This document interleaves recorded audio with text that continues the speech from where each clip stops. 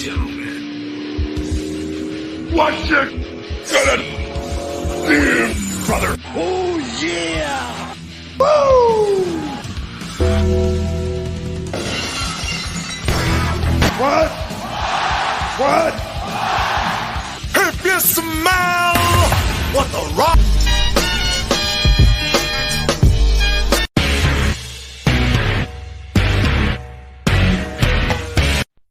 You got the wrong guy. I'm the dude, man. Welcome to another edition of Around the Turnbuckle. My name's the Big Alboski. His name is Professor Keith. And we are joined today by, live from Texas, Dorian Robinson. What's up, man? What's going on, y'all? How y'all doing? Oh, man, we're as we said pre-show, we're both having bad days, so we're gonna lean on you tonight, man. We're gonna hope that you bring smiles to our faces. We want a little professional wrestling, right? We want some, because professional, I don't know about Keith. I'm sure it is the same for Keith because he wouldn't be doing this if he wasn't. But professional wrestling, if it's good or if it's entertaining or if it's exciting, puts a smile on our face after we've had a bad day. So we need to do that. Can you do that for us? I got you. I tried my best. Awesome. We'll put a ton of pressure on the guy, right? Like in the first, we're not even 2 minutes in, man. and you're already like, entertain me. No, he's an old, yeah. My pain. The term is professional wrestler. He's a pro. He can handle it, Keith. Insane. All right. So, Dorian, once upon a time, you were a fan before you started actually doing this. Take us through that. Who influenced you? When did you start training? Tell us how the origins of Dorian Robinson. I was a fan of wrestling when I was little. Who got me into it was my grandmother. My grandmother actually got me into the business. She was, she watched it on TV all the time. So I was like, what's this? And, she sat me down. She told me what it was. And then I can't remember what was going on. I do remember it was Jeff Hardy on top of a ladder. Then it was replaying from, I guess, the night before at the pay-per-view. And he put Devon, he swanton bombed off the top of the ladder into Devon. And that right there, sealed it all for me. That sounds like TLC, Keith, right? Or SummerSlam, one of them? TLC or possibly from one of the WrestleManias. Yeah. Well, I remember, TLC 1 was at WrestleMania, TLC 2 was at SummerSlam, so it was one or the other. Yeah, it might have been. I don't remember. Yo, Chrissy's asking, your grandmother got you into. Well, yeah, you know what's funny about that, Dorian? My grandmother got me into wrestling too. There's so many stories. There's so many, I got into wrestling stories that are my grandmother or my grandfather.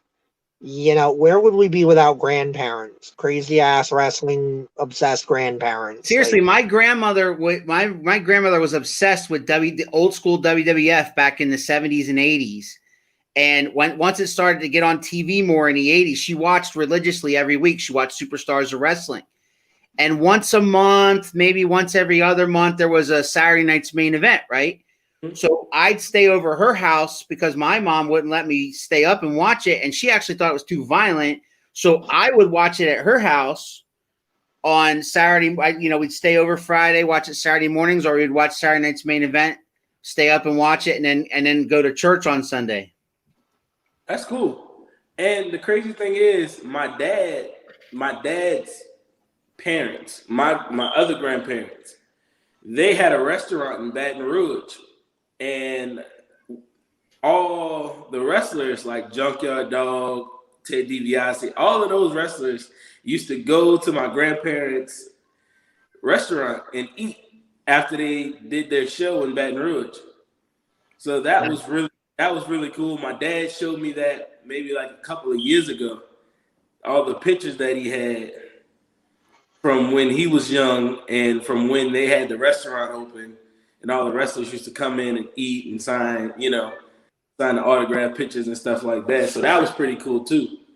Yeah, Louisiana was a big part of the Mid-South Wrestling Loop with Bill Watts. You would have had JYD, Ted DiBiase, Hacksaw Jim Duggan, trying to think who else. I think Butch Reed.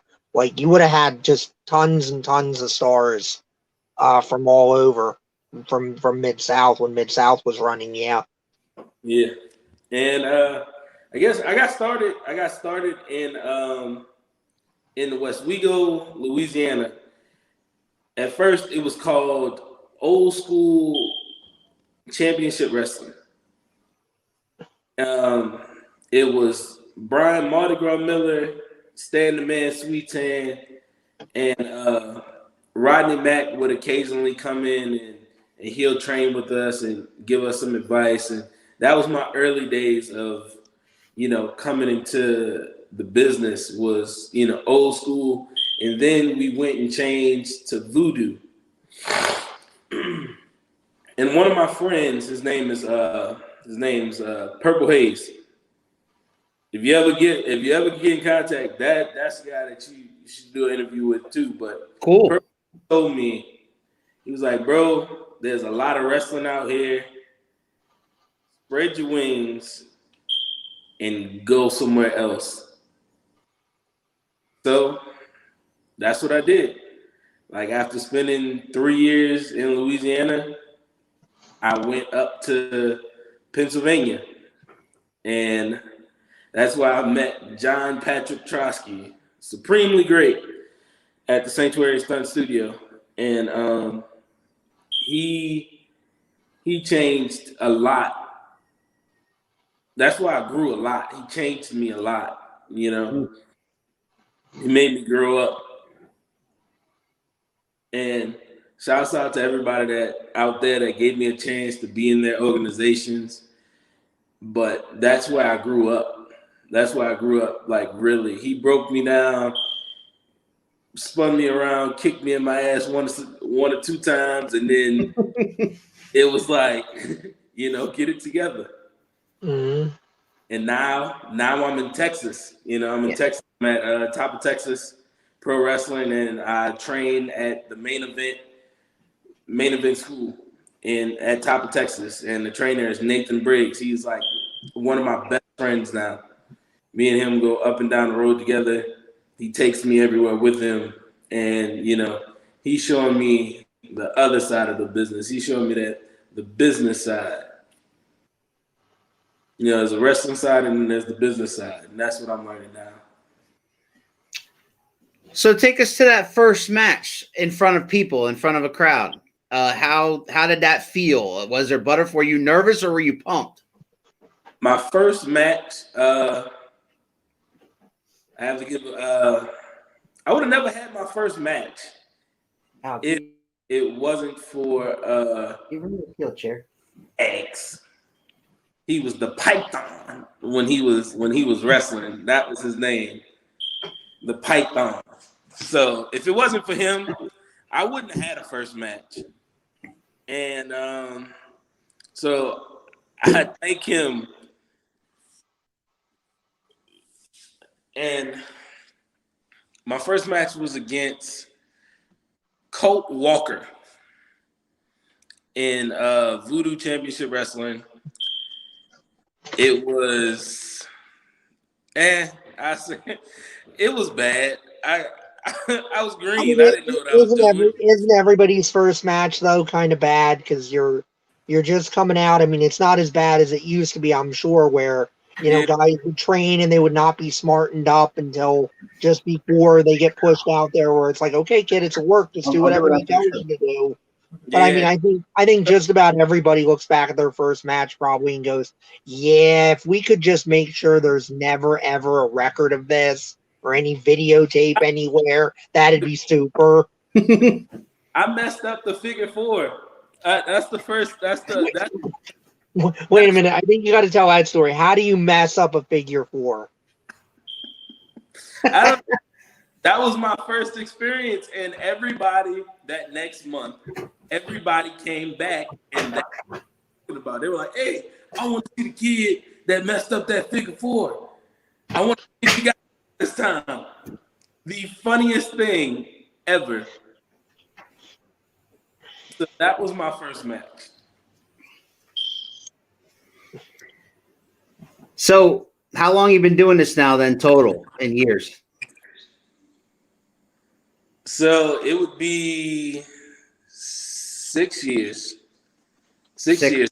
Six total, and in 6 years' time, you have to have a. I don't want to throw anybody under the bus or disrespect any of your opponents, but you had to have an opponent where you had the best chemistry with or your best matches with. Who would that be? Ah, man. So far, You know what? I have a match. It's a lot of people that I had good chemistry with. mm-hmm. Like I can't really name it down to one. I always Well, was there a match that like stands out in your head where you're like, when you go back behind the curtain, you're like, okay, they got their money's worth out of me tonight. That was awesome. Like you felt great. John West. And when was that? That was at the Sanctuary Stunt Studio in Hazleton, Pennsylvania. It was actually our first time working together. And on top of our first time working together, he was scared. He was Wow, like, really? I heard that you were stiff, and I heard that you were this, and I heard that you were that. And I was like, oh, okay. I was like, that match stands out to me. And honestly, Jason King.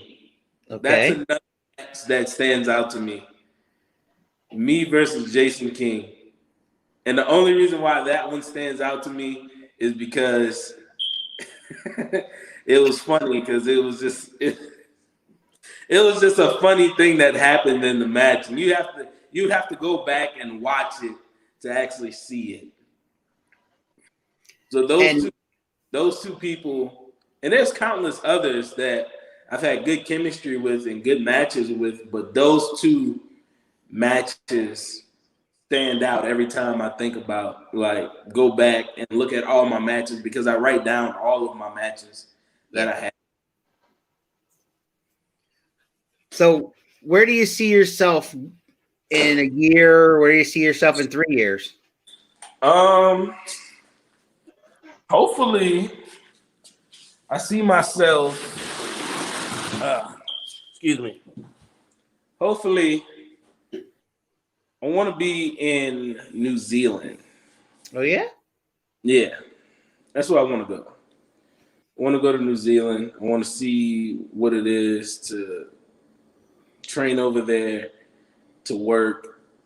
You know, I want to test myself, like, because I've been testing myself in the States, and some things were good, some things were bad. But at the end of the day, you won't know anything until you try. I love that answer. Keith? Yeah, it's a great answer.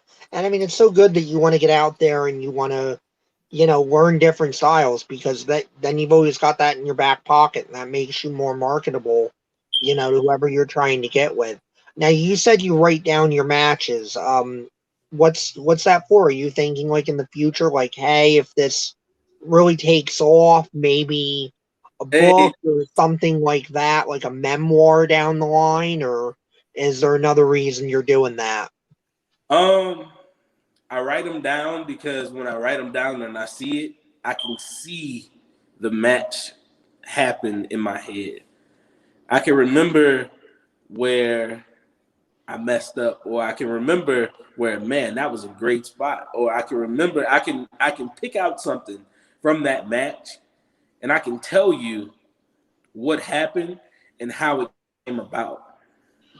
So it becomes a training device, because you've got, okay, I read this, and then you can transport yourself back to it. That's interesting. Yeah, I can. That is one of the things that I love about, myself, is that I can write it down, and I'll look at that and I'll be like, man, you know what? I do remember this match. I remember this, and this that happened in this match, or this, and this that happened in this match. So tell us about where you came up with the concept, Mr. CCS.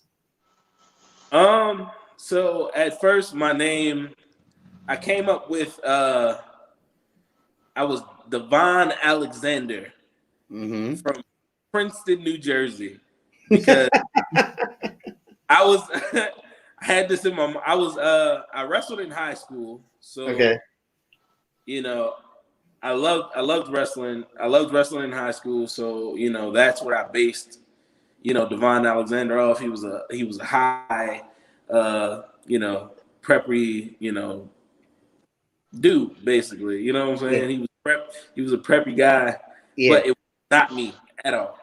It was not me. I don't know how I came up with it.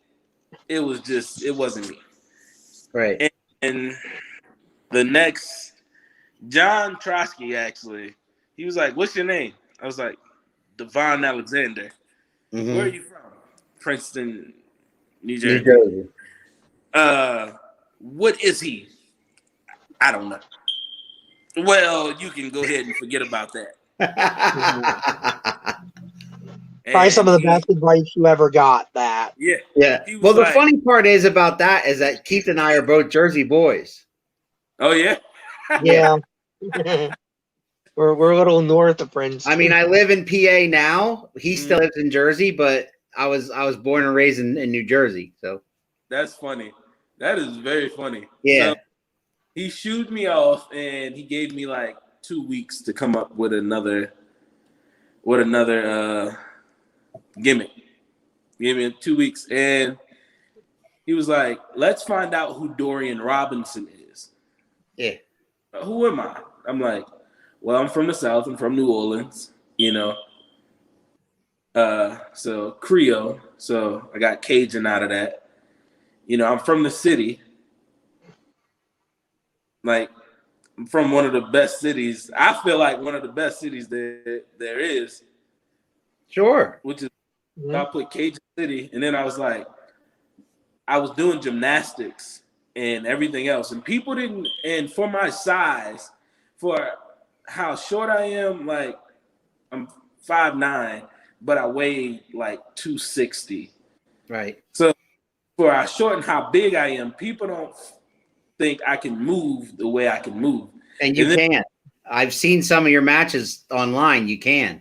And then when they see me move, they're like, "Oh, I didn't expect that." Right. Like, I'm a show off because I'm like Cajun City show off. So Cajun City show off. There it is. CCS. Dorian Robinson. That's how I came up with it, to be honest with you. It works. And I'm still growing who he is as I'm going day by day. Now, you said you wrestled in high school. Where did you wrestle in high school? I wrestled at John Ehret High School in Marrero, Louisiana. That's where I graduated from. Nice. I wrestled at what was it? I wrestled at 182. Nice. And I didn't wrestle 170. I wrestled 195. But that was it. Yeah, Keith, it's not too often we actually had a collegiate wrestler, you know what I mean?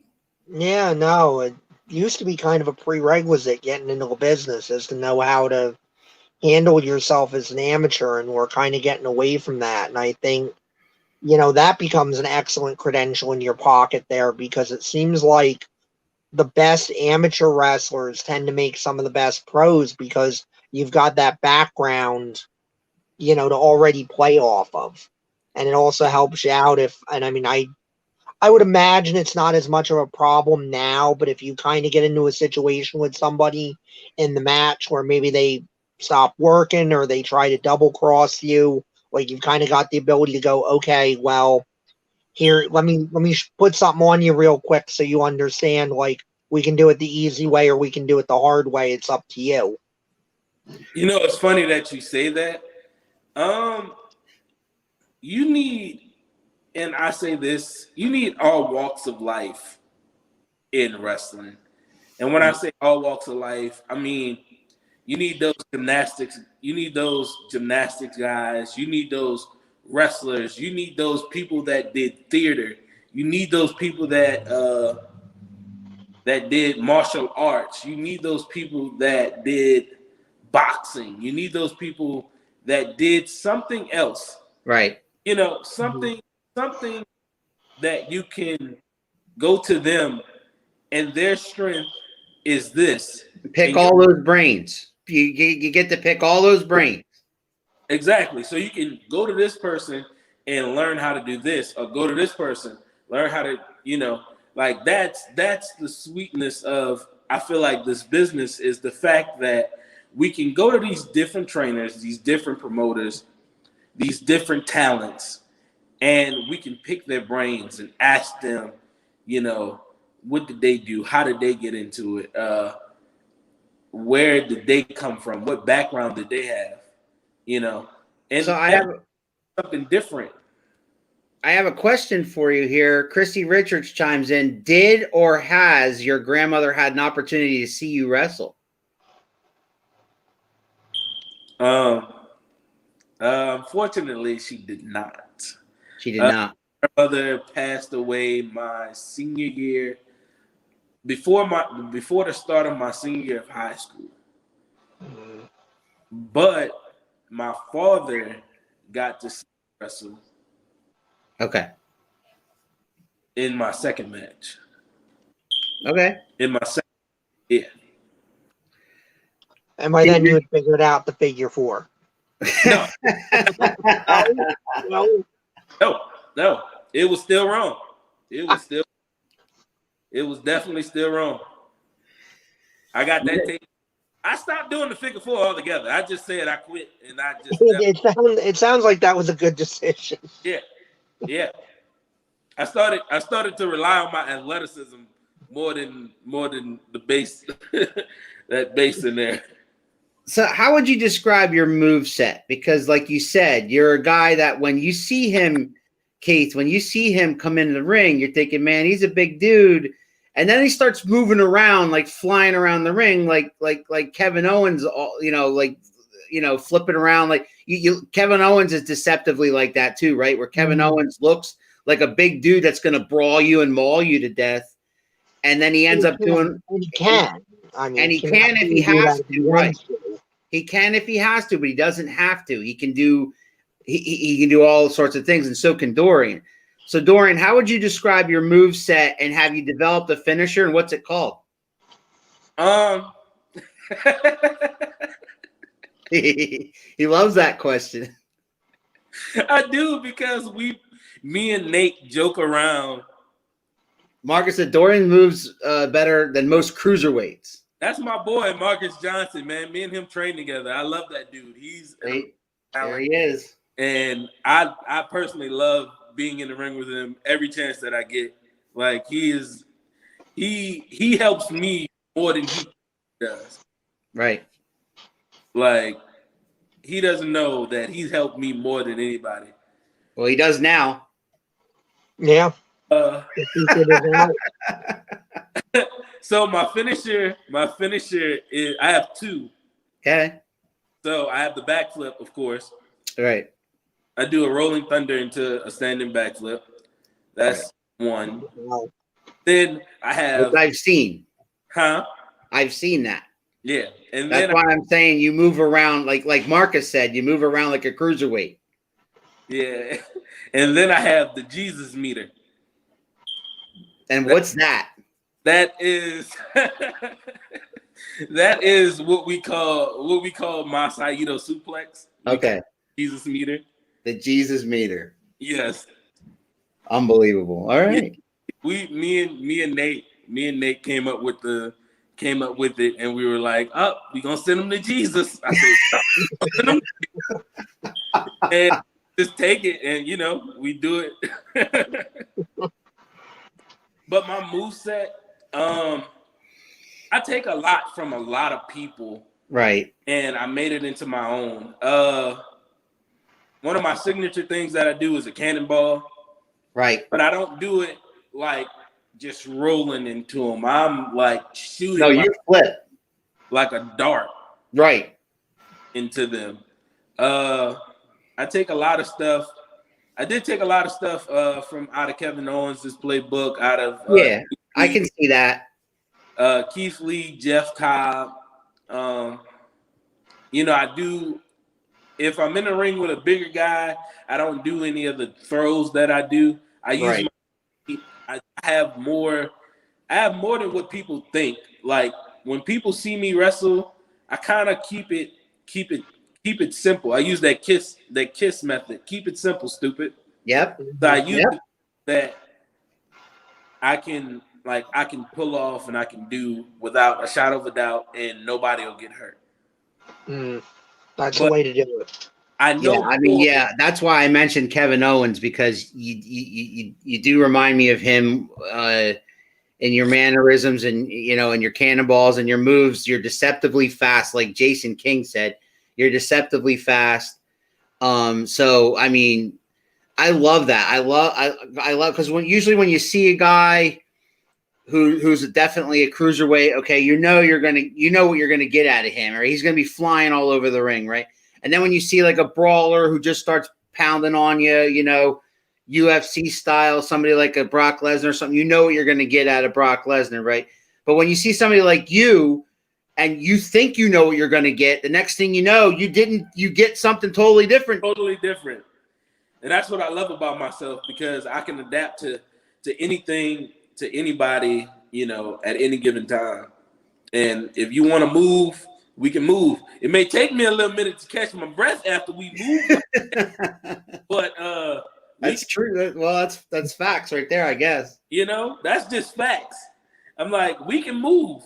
If you wanna get technical, we can get technical. You know, like whatever you want to do, we can do it. Keith, you gotta love that, right? I do. I that's great. I mean, the more you can do, the more well-rounded you are. And like you said, I love that you're sitting here and saying, "Hey, keep it simple, stupid." Because I say all the time, you know, the wrestlers of today are some of the best athletes that have ever done it. Probably the best athletes that have ever done it.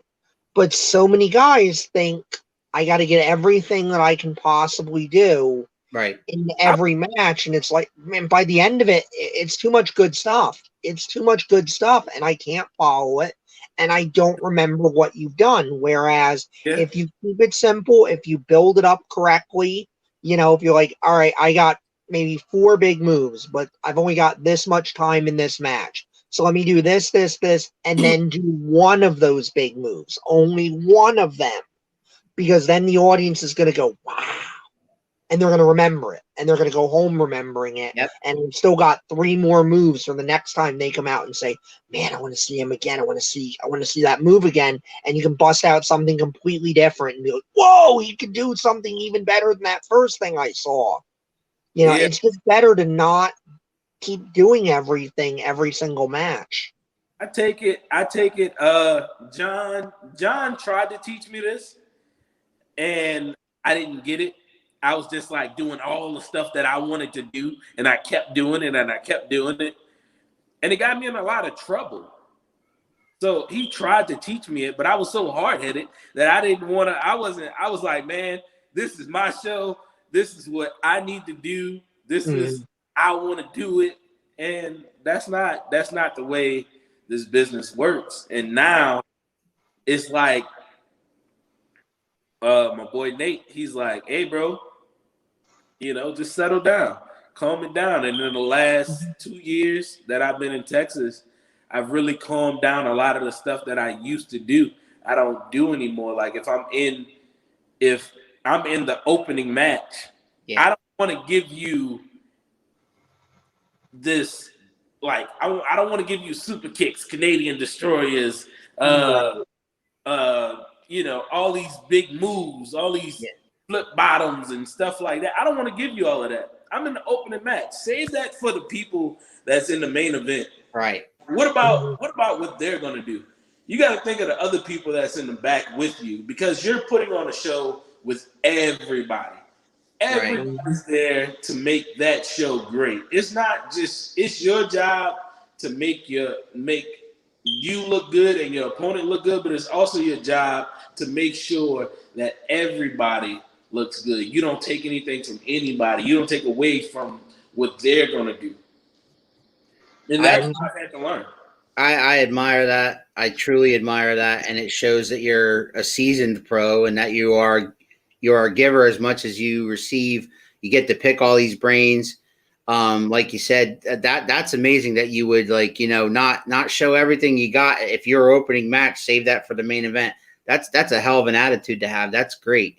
That's what you should do. That's what people used to do until we got off the rails with some of the guys from the 2000s and whatnot that are really starting to come to more prominence now, where it's like, no, I have to blow the doors off every time, no matter where I am, and challenge the next guy to, go and follow that. And again, like I say, you're not helping yourself. You're not helping the guy after you. You're not helping the show by being 100 miles an hour when it just doesn't justify being 100 miles an hour. Man, at the end of the day, if I never get to WWE or NXT or Ring of Honor or New Japan or wherever, any of these big name companies, if I never get to those companies, all I want to be remembered as is the person that, tried to give back to the people that gave to him. Like, passing it forward, passing it down to the next person that's in line. That's awesome. I would be satisfied if I got that. That's awesome. That is great. That's the way the business is supposed to work. Every guest that we have on Around the Turnbuckle, we do this same segment. It's very popular with fans. Sometimes it's popular with the guests and sometimes it's not. But if you could wrestle anybody dead or alive, who would it be? And we've set precedents before. If there's more than one, you can have a triple threat or you can have a four-way. It's up to you. But dead or alive, if you could wrestle anybody you've never wrestled before, who would it be and why?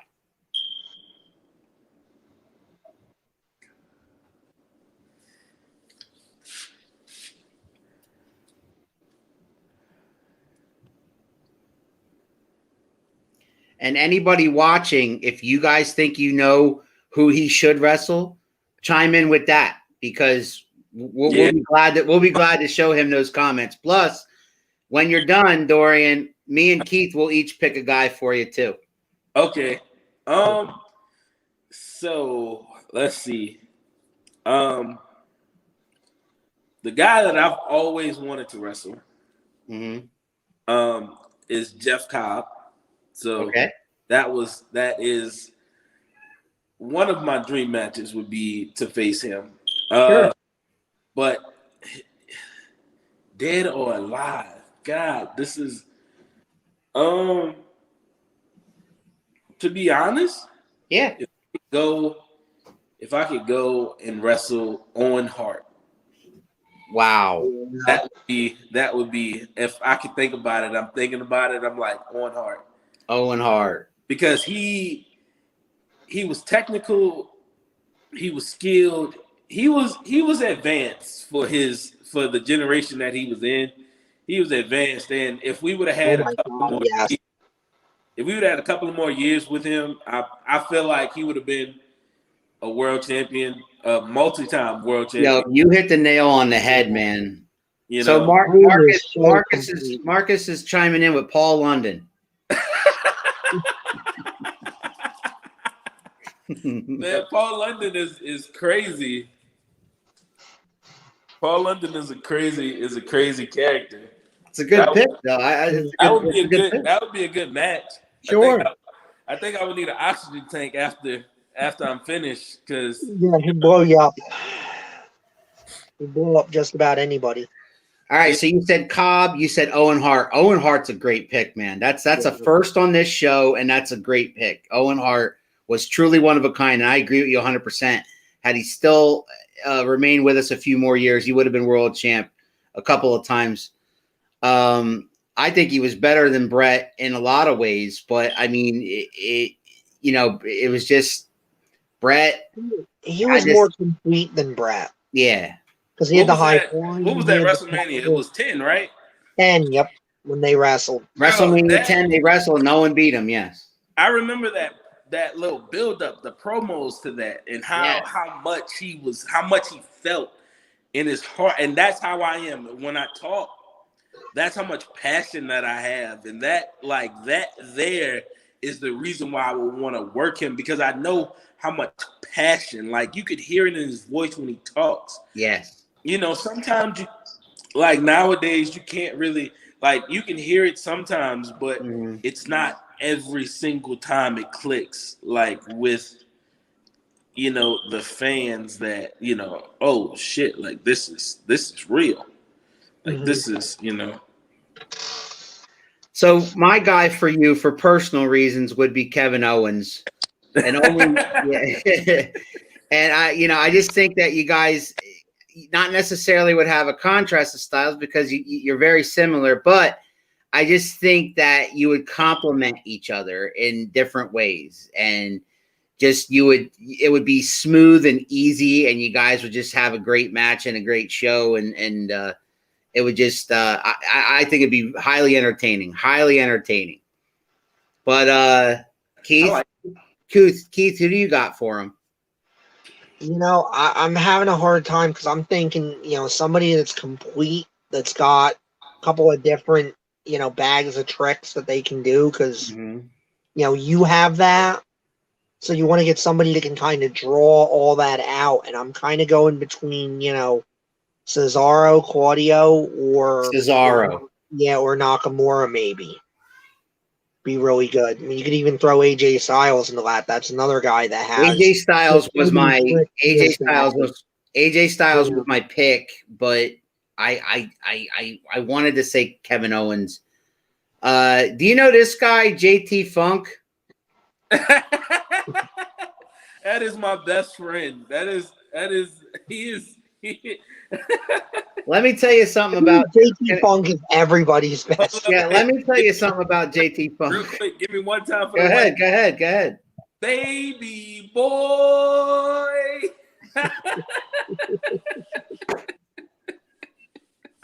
He's gonna love that, right? Yeah, that's my boy. Oh man. Let me tell you something about JT Funk. I love JT Funk, all right? I seen him live in Marysville, and I got this huge man crush. The guy's always smiling. He's very humble. He knows. Let me tell you what JT Funk did. Let me tell you.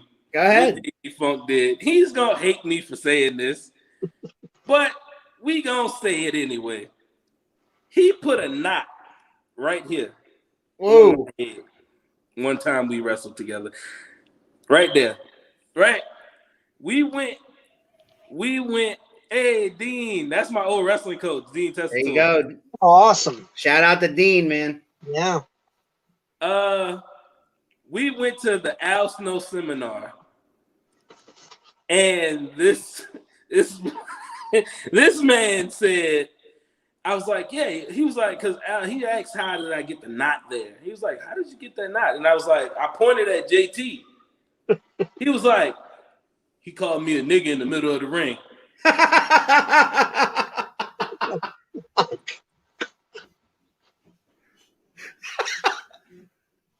I looked at him, and I looked back at Al Snow, and I looked at him again, and Al just turned around and he was like, I guess you shouldn't have called him a nigga, and walked off. I was so mad. Look, he said I'm lying. You know I'm not lying. Don't make me call you. Do not make me call you, yo. Look what he said. Look. This is why I can't stand him, bro. This is exactly the reason why right here. Oh my God. Oh, wait, he gave me the most justifiable reason in the world. Yeah, that's exactly why he did it. Yep. Yeah,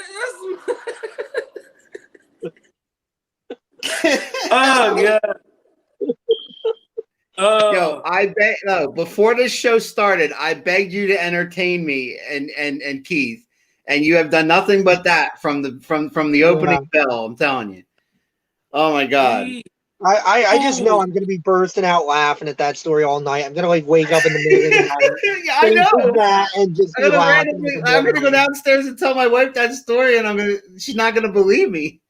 I just want to call him and like kill him. I just want just choke him. And also, wait, in all seriousness, Dorian is a rare breed. He's a good dude.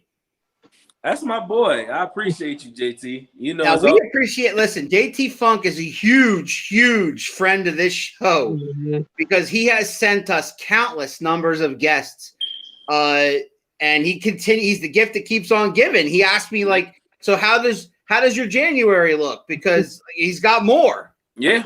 So JT has the biggest heart for this business. And you can see it, the passion. Yeah, my God, he's nonstop. That small thing that tripped him up, and everybody is just eating at it. Yeah.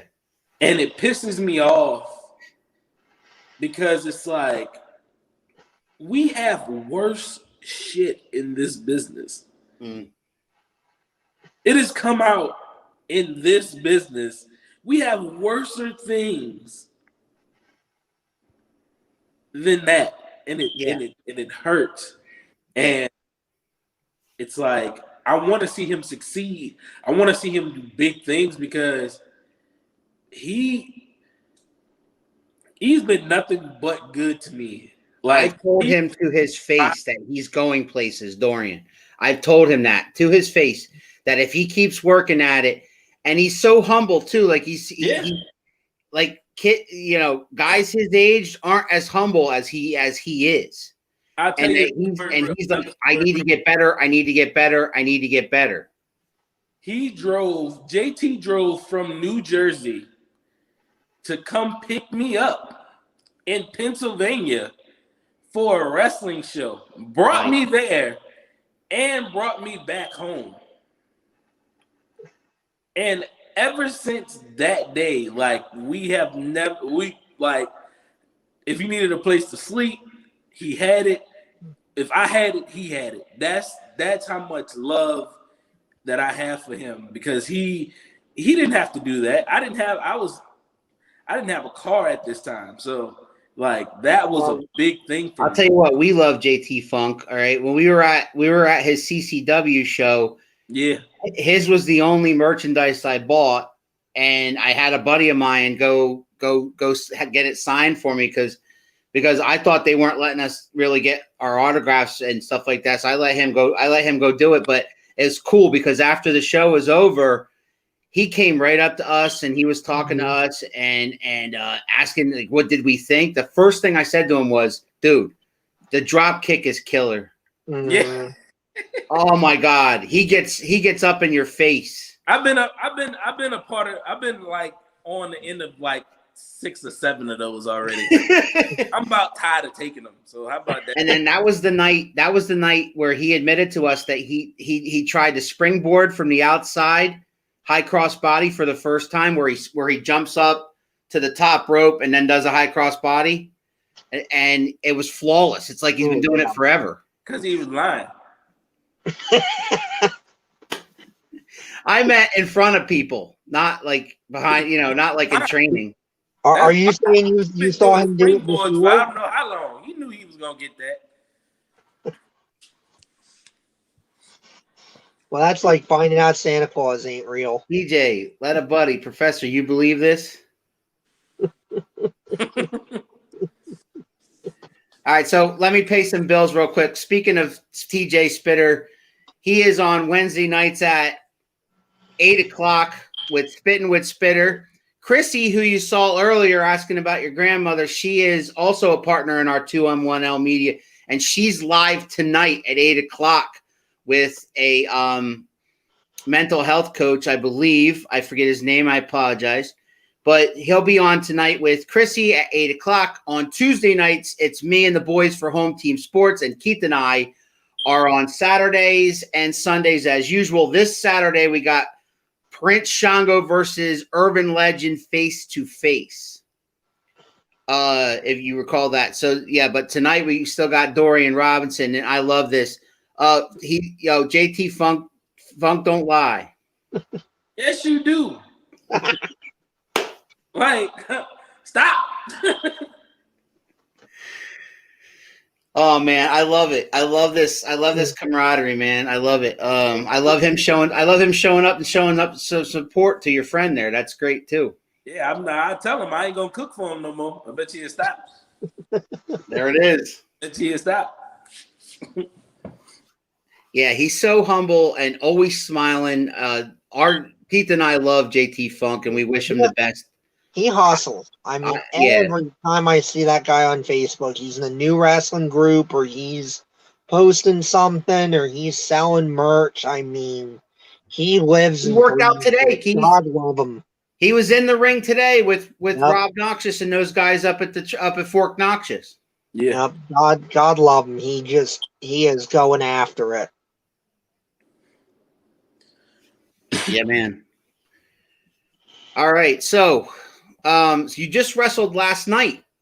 Can you care to tell us about that?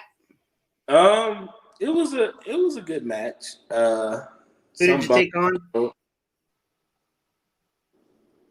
Who was your opponent? Huh? Who was your opponent? My opponent was Sean Lau. Mm-hmm. I don't. I'm fuzzy on the name right now. Sean Lau. I put him on the spot. Yeah, and it went okay, but you said yourself you're kind of hurting. I think. Here was Marcus has got you, man. Sean. Oh, there it is. There you go. He said. How do you say that? Bosun Nasak. I don't know how to say that name. Say that name. You wrestled Sean last night. Yeah, okay. You wrestled Sean last night. That's one of those like Bobby Heenan type tongue twisters. That last name.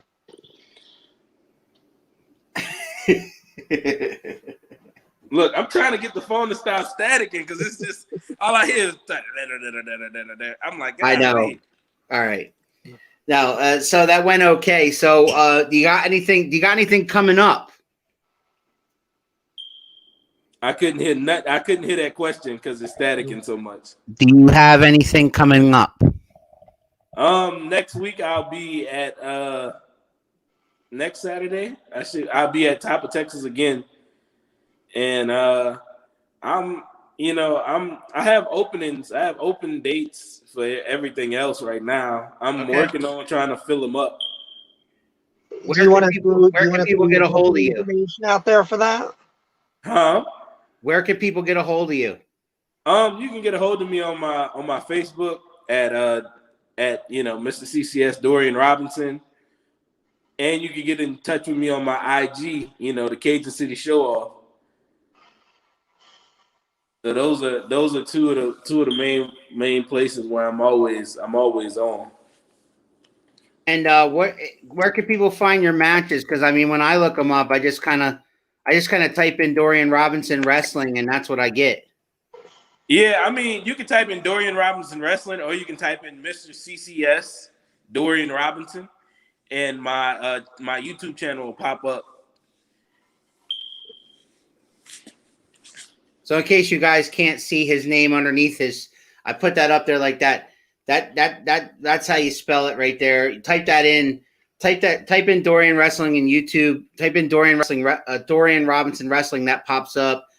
Go on Facebook. Type that up. You want to get a hold of the man? Get a hold of him through Facebook Messenger.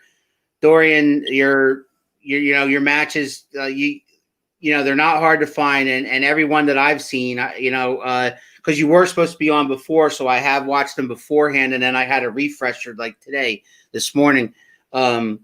Every match that I've seen, man, like everybody has said all night, you are deceptively fast and very entertaining. And if anybody hasn't seen it, I suggest you go on there. And if anybody is even remotely thinking about booking this guy, I suggest you book him.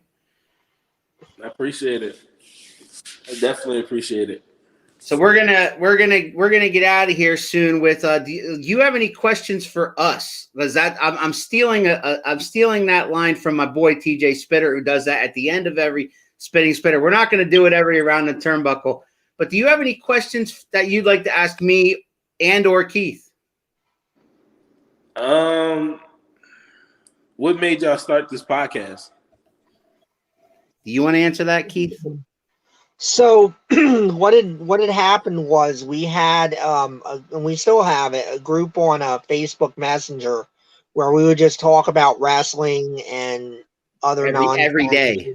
Yeah, every day, and basically what's good, what's bad, making jackassy memes, the stuff the internet wrestling community does.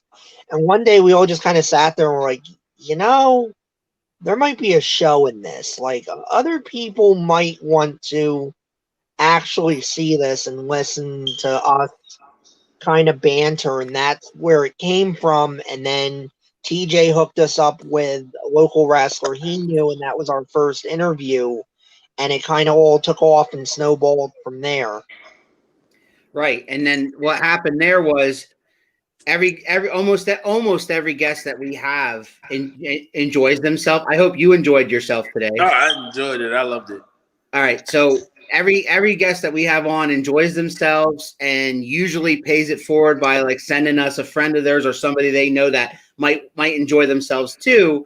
And what's happening now, we've been doing this now since May or June, is that now we're building an audience to where guys can come on and tell their stories, and maybe hopefully someday we have a stage big enough where, and that's the end goal, is to have a stage big enough where local guys can come on here, let everybody know who you are, and maybe the right person sees you, and maybe you get that phone call everybody would love to have.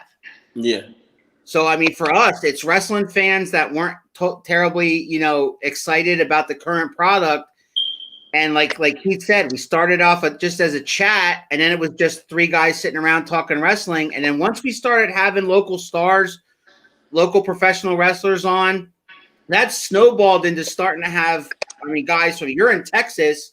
We've had guys from Florida, guys from Iowa, guys from, starting to get guys from all over. This is amazing to us. And we would love to eventually have, have on some WWE legends or something like that. I mean, anything just to give us a bigger stage so that guys like yourself, guys like JT Funk can come on here and say, hey, this is me and this is what I love to do. And the best thing about this is it's gotten me and Keith back into professional wrestling wholeheartedly, and we feel like we're helping everybody that comes on here. We feel like that we're helping them, and we hope we are. And we hope we are. And in reality, you guys are helping us, and we love it, and we love the passion that each and every guest that we've had. We can read it. We can read that you guys have so much passion for this business. You didn't get into this to get rich. You got into this because you love wrestling. Yeah, that is an amazing thing. I'm very happy about what y'all are doing. I'm proud of y'all. I hope that everything that y'all Around the Turnbuckle is my favorite podcast, and thank you, JT. Thank you, JT. I hope everything that y'all do Brett Brown. What's up, Brett? Thanks for chiming in, man. Brett, you and I got to talk real soon, I hope. And Keith, I'll let you know after the show what that's about. All right. But we're going to get out of here. Dorian Robinson. All right. Listen, man, we wish you the best. Appreciate it. Stay healthy down there in Texas, man. Keep doing your thing.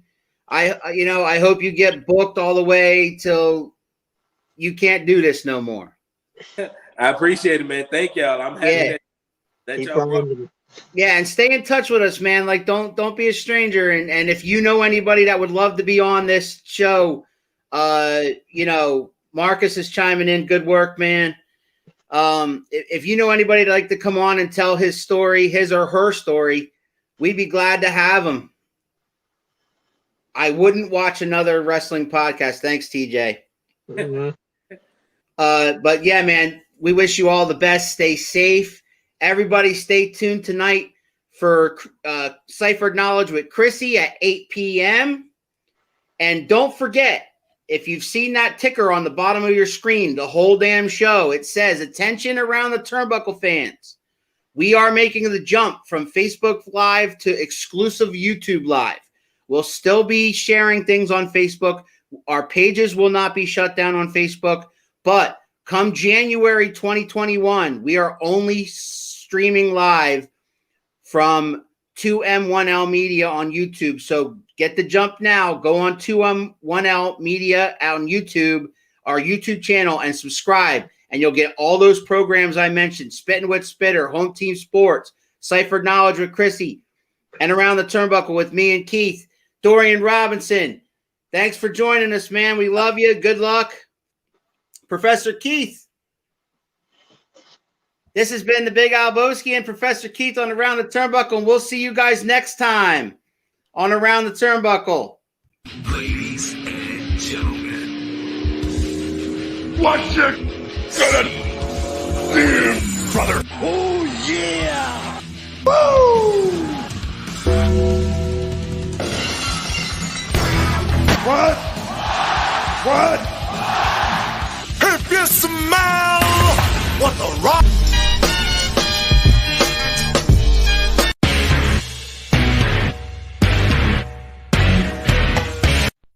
You got the wrong guy. I'm the dude.